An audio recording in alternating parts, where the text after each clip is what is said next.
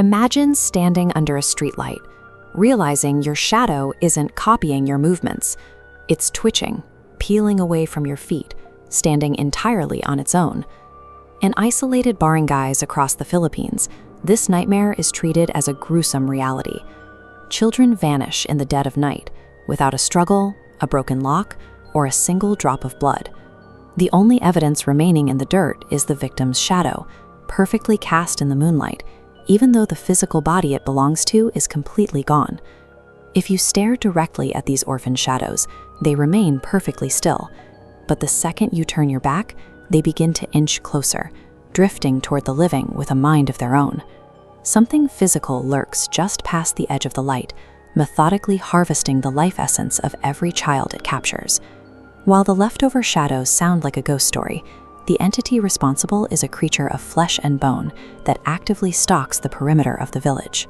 Before it strikes, the air temperature drops drastically. Then comes the smell, an overwhelming, nauseating stench of rotting meat mixed with damp earth. A highly evolved predator stalks the absolute pitch black of the rural night, closing the distance to within inches before its presence is ever detected. Locals call it the Sigbin. Those who claim to have survived a glimpse describe a mutated, hornless goat with elongated hind legs and a long, flexible tail that whips through the air. Its anatomy dictates a bizarre, unsettling way of moving. The Sigbin walks entirely backwards, dropping its head grotesquely between its hind legs to scurry across the dirt with terrifying speed. If you don't smell it first, you might hear it. The creature has massive, oversized ears that flap against its skull, creating a heavy, rhythmic sound that mimics a pair of human hands clapping in the dark. Once it creeps up behind a target, it doesn't bite the neck or slash the skin. The Sigbin drains its victim's blood and life force by sucking it directly out of their shadow on the ground. By completely bypassing the physical body, it operates as a flawless, silent killer. It strikes the one part of you that is entirely defenseless. But the most unsettling detail of the mythology revolves around the monster's origins. These creatures are rarely wild animals. They are deliberately captured and kept as familiars.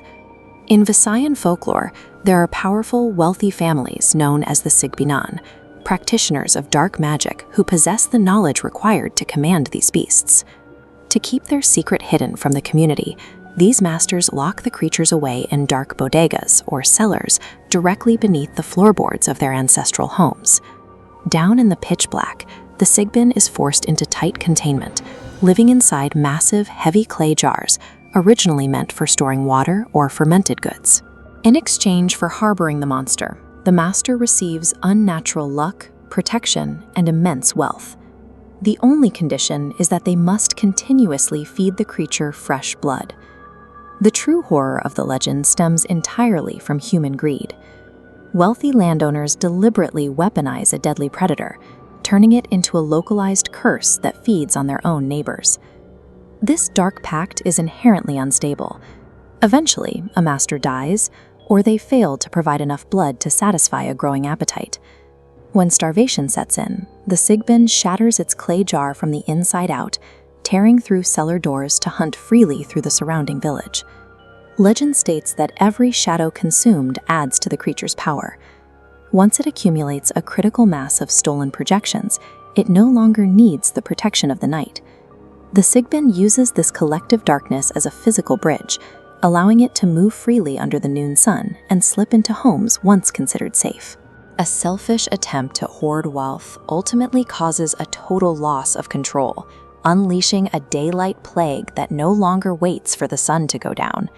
Modern cryptozoologists and skeptics have tried to find a biological explanation for centuries of these sightings. One prominent theory suggests the Sigbin might actually be a vagrant species of macrocod, an ancient relative of the Australian kangaroo that migrated to the Philippine archipelago millions of years ago. This could account for the unusually long hind legs and strange posture described in folklore. But that clinical, biological theory offers very little comfort to the locals who still wake up in a cold sweat, listening to the heavy, wet clapping of ears in the dark fields behind their homes. So if you ever find yourself walking down a quiet rural road at night and the air suddenly fills with the smell of rotting meat and wet earth, don't run. Because sometimes myths are just warnings about very real things hiding in the dark.